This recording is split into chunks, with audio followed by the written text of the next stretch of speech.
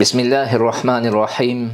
Elhamdülillahillezî hadâna lihâzâ ve mâ kunnâ linehtediye levlâ en hadânallâh. Vessalâtu vesselâmu alâ eşrefil enbiyâi vel murselîn ve alâ âlihi ve sahbihi ecmaîn. Summa amma ba'd. Assalamu aleykum, hurmatly okuwçylar. Biz Muhtasarul Vikaya atlı kitapten sabagыбызды ulantudabız. Ötken temabızda ayet namazı tuuralı bayanda büttük.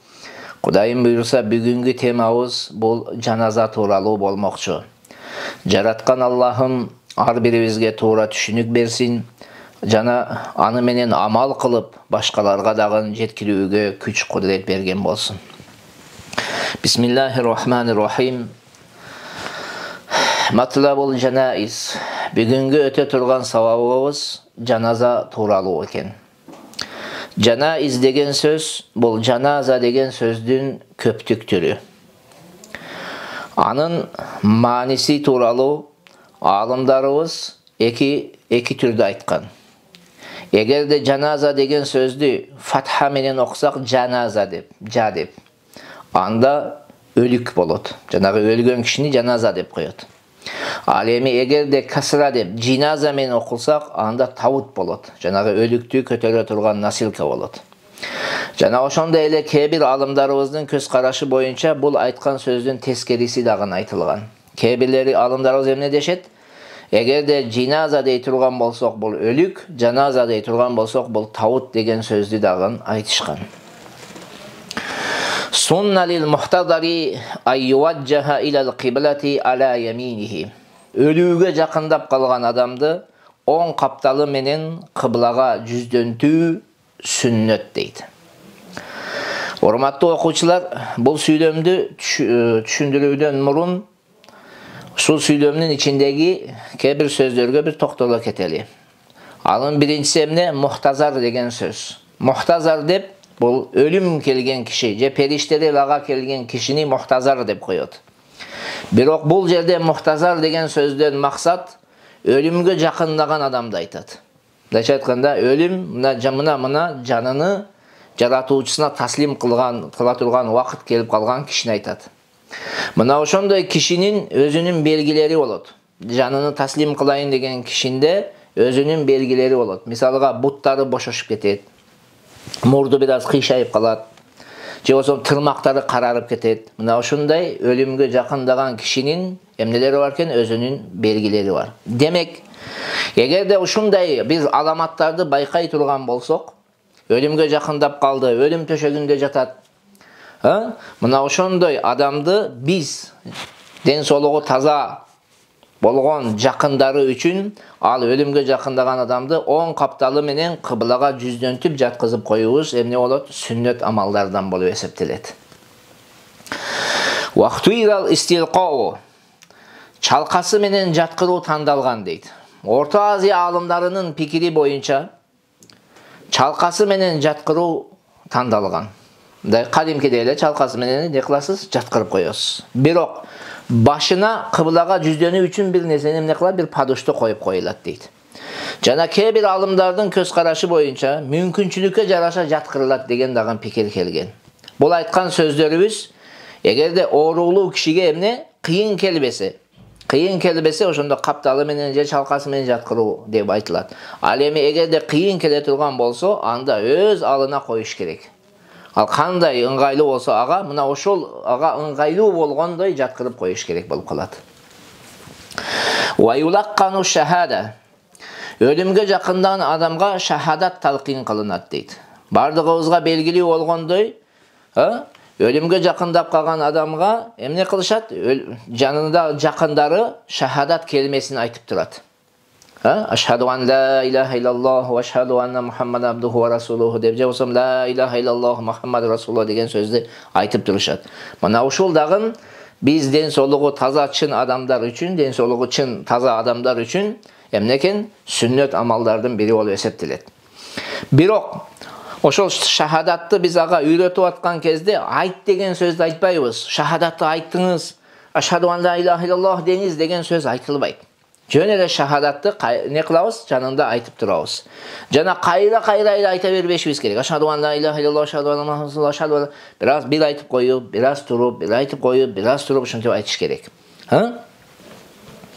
Эгерде ошол биз шахадатты айтып аткан кезде, ага талкин кылып үйрөтүп аткан кезде, эгерде жанагы жаныны таслим кылып аткан адам бир жолу ошол келимени айтса, шахадат келимесини, болду, келимени эмне кылышыбыз керек? Токтотушубуз керек.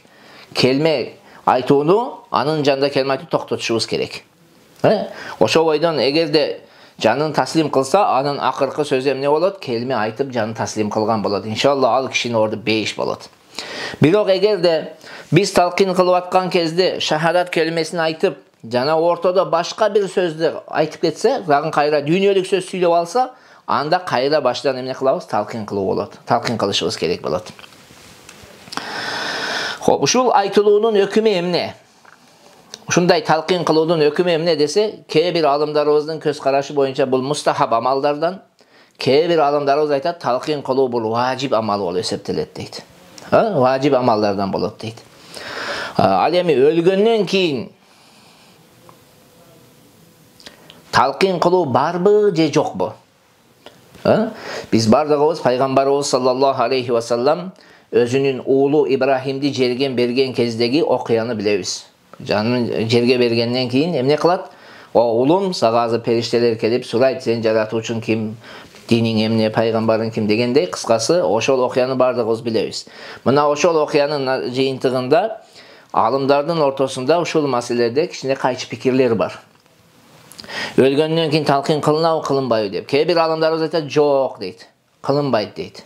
Китептерибизде келет, бул зохири риваят деп келет. Кээ бир алымдарыбыз айтат, талкин кылынат дейт. Сөздүн кыскасы, ушул маселеде биз талашып тартыша турган маселелерден эмес. Бул маселе тууралуу талашпаш керек. Эгерде бирөө кылса, биз аны тыйбашыбыз керек. Эгерде бирөө кылбаса, сен аны кыл деп буйрубашыбыз керек. Бул маселеде эң жакшысы мына ушул немени тандаш жакшы. فإذا مات يشد لحياه ويغمض عيناه. Өлгөндөн кийин анын ээги байланып, көздөрү жумулат дейт. Башкача айтканда, биз тирүүлөр, жанагы өлгөн кишинин эмне кылабыз? Көзүнү жумабыз. Көздү мындай кылып жаптырып коебуз. Бирок ошол жабып аткан киши эмне деш керек? Бисмиллахи ва ала миллати расулиллахи. Аллахумма яссир алейхи амраху ва саххил алейхи ма ба'даху ва ас'идху би лиқаика вадж'ал ма хаража илейхи хайран мимма хаража анху. Мына ушул дуаны окуп, көзүн эмне кылып коебуз? Жабып коебуз. Андан кийин эмне кылабыз? Жанагы эгини байлап, көзүн жумгандан кийин колу бутун түздөйбүз. Анан ичине темир же бир нымдуу ылайды коюп коебуз, шишип кетпеши үчүн. Жеңилирээк темирдиби, жеке бир ылайды эмне кылабыз? Нымдуу кургап калган ылайды коюп коебуз, шишип кетпеш үчүн. Анан кийимдери эмне кылат? Чечилип, бир чүпүрөк менен эмне кылабыз? Биз материал менен үстүнү жаап коебуз. Ва южаммару тахтуху ва кафануху витран. Тахт дегени жанагы нени айтат? Жанагы өлүк жуа турган тактайды айтат. Мына ошол тактай менен кепинини таксан менен жыттандырат дейт. Мында башкача айтканда, өлүктүн тактыны, жанагы тактай бар го, таксан менен 7 жолуга чейин аны не кылат? Түтөткө кылабыз. Жанагы арчаны жагып жакшы жыт болот го, ошондой атайын жакшы жыт болуп бере турган нерсени таап туруп, 7 жолу айланып эмне кылып коюшубуз керек? Ошол жерде жакшы аура болуш үчүн жыттантып коюш керек. Жакшы жыт болуп турсун ошол жерде. Ошондой эле кепинини дагы ошондой жакшы жыттандырып коебуз. Андан кийин эмне кылабыз? Ва югсалу била мадмазатин ва истиншакин ва ла қалми дуфрин ва ла тасрихи ша'рин. Эми өлүктү тактайга койдук, кийими чечилди, эмне кылабыз? Аны жуулат дейт. Өлүк жуулат, жууган кезде оозу жана мурдуна суу алынбайт, тырмагыны кыскартылбайт, чачы таралбайт дейт. Чачы таралбайт дейт. Кыскасы бул сүйлөм ичинде бир канча маселе баяндалган. Биринчиси, өлүк сууда табылган болсо дагы жуулат биздин мазхаб боюнча. Эсиңизден чыгарбаңыздар. Суудан өлүктү табып чыктыкпы, баары бир жуушубуз керек. Ошондой эле сасып кеткен болсо дагы эмне кылат? Сууду агызып коебуз. Кол тийгизүүгө мүмкүн эмес болсо, сууду агызып коебуз. Бул бир. Экинчи маселе, жуулуп жатканда кайсыл жерге чейин денесинин жабык болуусу тууралуу. Kaysil жерге чейин денеси жабык туруш керек. Себеби өлгөн тирүүнүн аврат жери бар, ошол аврат жерди өлгөндөн кийин дагы караганга мүмкүн эмес. Эми канча жери жабылыш керек? Бул маселе тууралуу аалымдарыбыздын ортосунда кайчы пикир бар. Өлүктү жууп аткан кезде канча жерини жабыш керек? Кээ бир аалымдарыбыз айтат, аврат галиданы гана, жанагы уят мүчөлөрдү гана эмне кылат, жабат дейт. Бирок кээ бир аалымдарыбыздын көз карашы боюнча киндиктин астынан тизенин астына чейин жабылат дейт. Мына ушул пикирди алабыз. Кыскасы, өлүктүн эмне кылат экен? Жууп аткан кезде киндиктин астынан тизенин астына чейин анык эмне болуш керек? Жабык болуш керек. Үчүнчү бул жердеги маселе, жууган адам колуна эмне кылат? Чүпүрөк оройт.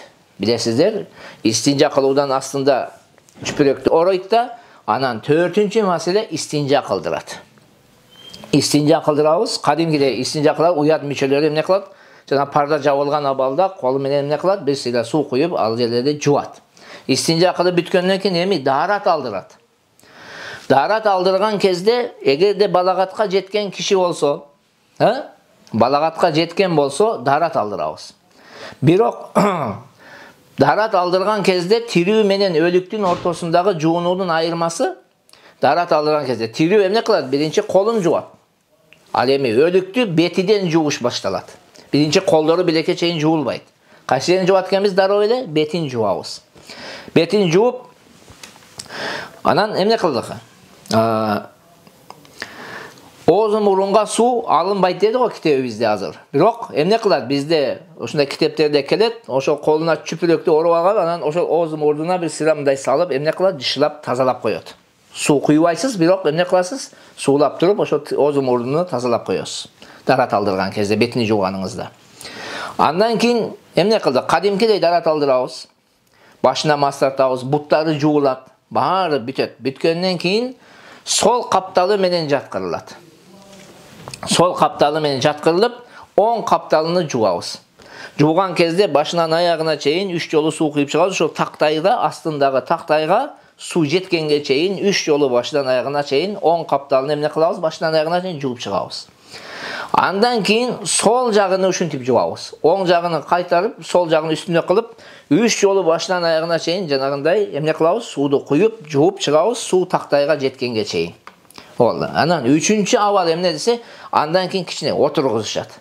Мындай тургузуп, жөлөп туруп, анан ичини бир аз сылайт. Ичини мындай акырын жумшак сыласа, сылайт. Эгерде бир нерсе чыкса, ошол жерди гана жууп коёт. Кайра баштан жууудун эмнеси жок, кажети жок. Андан кийин китебибизде айтылган эмес, бирок китептерибиз кээ бир китептерибизде келет, мына ушул менен амал кылышыбыз керек. Бизде 3 нерсени гана айтышат да. Оң капталы менен жаткырып бир жуат, солу менен жаткырып бир жуат, анан жөлөп туруп дагы бир сыйра жууп коёт деген сөз бар. Бирок бул жерде дагы 4-нчү нерсе бар. Кайра оң капталы менен жаткырабыз да, башынан аягына чейин дагы 3 жолу суу куюп чыгабыз. Эмне үчүн? Жанагы гусулдун башталышы оң жактан, бүтүшү дагы оң жактан болду да бул жерде. Ушундай бүтүрөбүз кыскасы кайра. Жууп бүткөндөн кийин эмне кылабыз? Андан кийин кургактайт, кадимкидей. Полотенцени алып туруп, таза чүпүрөктү алып кургактайт. Андан кийин кепин тууралуу эми төмөндө келет. Эми бул жерде дагы бир маани бере турган маселе, эгерде аял өлсө, аны күйөөсү жууа албайт. Даже кармаганга дагы эмнеси жок, окугу калбай калат. Түшүндүңүзбү? Эгерде аял өлүп, аялдар жок болсо, анда махрамы колу менен не кылат? Таяммум кыла берет. Колу менен, колуна эч нерсе оробой эле бир махрам ага иниси таяммум кылдыра берет. Ошондой эле күйөөсү болсо, күйөөсү да эле не? Колуна эч нерсе оробой эле таяммум кылдыра берет. Ал эми эгерде такыр эле махрамы жок, күйөөү жок болсо, анда бөтөн киши не кылат? Колуна чүпүрөк ороп алып туруп, жанагы аялды таяммум кылдырат. Себеби эркек аялды эмне кылбайт? Жууга укугу жок. Жана чыканактарына дагы ошол таяммум кылдырган кезде чыканактарына дагы жанагы бөтөн киши эмне карабаш керек болуп калат. Ушул эле акыбал эркектерде дагы болушу мүмкүн да. Эркек өлүп калып аялдардын арасында ошондой болсо, аялдар эмне кылат? Таяммум кылдырып коёт да, эркекти жаназа окуп жерге берилет. Хоп, 8-нчи маселе бул жерде айтыла турган. Ошол жуучу даарат менен болуусу жакшы. Жана жууп аткан киши өзү дараттуу болуш керек. Мына ошондуктан эгерде жуучу жунуп киши же хайз болгон аял же капыр боло турган болсо, китептерибиздин кээ биринде бул макрух болот деп келет. Таза адам, дараттуу адам кириш керек дейт. Бул сүйлөмдө айтылган 9-чу маселе эмне дедик? Ооз жана мурдуна суу алынбай, жуулбай дедик, а? Бирок эмне кылат дедик? Колго чүпүрөктү ороп алып, бир сыйра ооз мурдун тазалап коет. 10-чу маселе бул сүйлөмдөгү. Чачы таралбайт, тырнактары алынбайт, колтуктун жана киндиктин түктөрү тазаланбайт. Ушундай эреже. Ошо кандай өлгөн, ошентип жуа беребиз. Wa yuj'alul hanutu ala ra'sihi wa lihiyatihi wal kafuru ala masajidihi. Hanut degeni bul bir tür misk. Mına ошондой мискти алып туруп эмне кылат? Башына, сакалына сүртүп коет. Эми кафур деген дагы бир тür миск бар. Муну саждада кайсыл мүчөлөрү жерге тийсе, ошол мүчөлөргө сүртүп коет, эгер бар болсо. Андан кийин эмне кылабыз? Жууп бүттүк. Эми кепин маселеси. Kitaptin жазуучусу эми кепин маселесин баяндап мынтип айтат. Wa sunnatul kafani lahu izarun wa qamisun wa lifafatun. Kepinnin sünnet ölçömü erkek üçün izar, kamis jana lifafa bolot deyt. Karаңыздар. 3 kiyim. Эң сырткысынын аты лифафа деп аталат. Денеси менен жармашып турганды камис деп коет. Изар дегени бул көйнөктү кийгизгенден кийинкисин айтат. Булардын узундугу кандай болуш керек? Камис иğinden başlap, mürüden başlap tamanğa çeyin bolot. İzar baştan töğüden başlap tamanğa çeyin bolot. Lifafa baş tarafından dagın, but tarafından dagın uzunuraq bolot. Janağı baylayız go, ошондой uzunuraq boluş gerek bolot. Şuntip alış gerek. Vastuhsinal imamatu. Mutaahhir alımların pikiri boyunca takva alım kişilerge selde orou jakşı dep айтышкан мутахир алымдарыбыз. Бирок эң туурасы селде эмне болот? Макрух болот деп келет китептерибизде. Ва юзадул химарун ва хиркатун турбату биха садайха. Аялдар үчүн жанагы жокордагы 3 кийимден сырткары дагы 2 кийим кошумча кылынат. 2 нерсени. Биринчиси химар, бул жолук. Экинчиси эмне? Хирка. Хирка дегени бул көкүрөктү жабуучу деген сөз. Кыскасы химардын узундугуну, узун немесини алымдарыбыз 3 чыканактай болсун дейт. Аны менен китептерибизде келет. Кээ бирлер мындай эле ороп кое турган болсо, китептерибизде келет, мындай бетине мындай таштап коет дейт. Оролбой эле эмне кылат? Таштап коюлат деген сөз келет. Ал эми хирка узундугу канча болот десе, бул төштөн сандарга чейин болуш керек. Төштөн баштап кай жерге чейин? Көкүрөктөн дейли, көкүрөктү жабат, анан немеге чейин, сандарга чейин болуш керек узундугу. Кээ бирлер тизеге чейин деген дагы сөздү айткан кыскасы. Wa kifayatuhu lahu izarun wa lifafatun wa yuzadul khimaru lahal khimaru. Kifaya kepini. Erkekler üçün izar menen lifafa bolot, al эми аялдарга izar, lifafa жана химар кошулат дейт. Мындайча айтканда мүмкүнчүлүк жок кезде, колунда жок кезде эң азында минимум эркек үчүн эмне болуш керек экен? Изар менен лифафа, камис түшөт. Ал эми аялдарга ушул изар, лифафа, анан эмне? Химар, башындагы жолук салынат. Бирок эгер мүмкүнчүлүк бар кезде мындай кыла турган болсок, макрух болуп калат. Мүмкүнчүлүк барда кемитпеш керек. Ушул жерде дагы бир токтоло турган маселе хунаса мушкил бар. Хунаса мушкил дегени бул эркек же аял экендиги белгисиз. Такыр бир аламаттарын таба албадык, эркекби аялбы экени. Бул дагы аял сыяктуу болот. Аял сыяктуу болот. Ал эми эркек мурахик болсо, эркек мурахик дегени балагатка мына жетейин деп калган, уже балагатка жетейин деп калган киши да, 12 жаштан жокору болгон, бирок түшүркө элек ошо балагатка жетип калган деген киши. Бул балих киши, балагатка жеткен киши сыяктуу болот. Эгерде кыз ошондой мурахик болсо, анда балагатка жеткен кыз сыяктуу болуп эсептелет. Ал эми жаш балдардын кепини 2 кийим болуусу жакшы болот. Жаш балдардыкы, балагатка жете электердики 2 эле кийим болгон жакшы. Эгерде толук кепинделсе, андан да жакшы болот. Толук кадимкиде 3 кылсаңыз, андан да жакшы болот. Ушул жерде өлүк түшкөн баланы же чала түшкөндө болсо, мындай бир мүчөсү бар болсо, аны эмне кылат? Бир кездемеге гана оролот. Ага мындай сүннөт кепин деген сөз жок. Биздин мазхаб боюнча Мухрим дегени бул ажылыкта өлгөн, жанагы ниет кылып алып, ажылык амалын аткарып бүтүүдөн мурун жанын таслим кылган адам Бар го, кадимкидей эле мухрим эместин кепини сыяктуу болот биздин мазхаб боюнча. Ханафи мазхабтын көз карашы боюнча ажылыкта ажылык амалын аткарып атып бүтүр эле жанын таслим кыласызбы же үйүңүздө жанын таслим кыласызбы, кепиндин өкүмү бирдей. Башкача айтканда башы бети жабылат жана миск дагы себилет. Бирок Шафии мазхабтарда эмне болот? Ал башы менен бети жабылбайт немедики, мухримдики. Бирок биздин мазхаб боюнча жабылат. Эми капыр кандай болот? Бир капырда мусулман туугандары бар, бир капыр дүйнө салды. Аны эмне кылат? Жуабыз, мындай сүннөт эреже менен эмес, жөн эле денесиге сууну агызып, анан бир чүпүрөккө ороп туруп, анан ошол динсиздердин несине, мүрзөсүнө алып барып көмүлөт.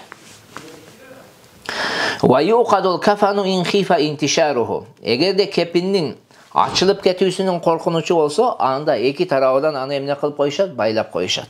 Байлап коюп, жанагы мүрзөгө жеткенден кийин айтабыз, ошол жерге жеткенде анан эмне болот? Чечилет. Ушул жерде токтотолу. Аллах Таала ыраазы болсун.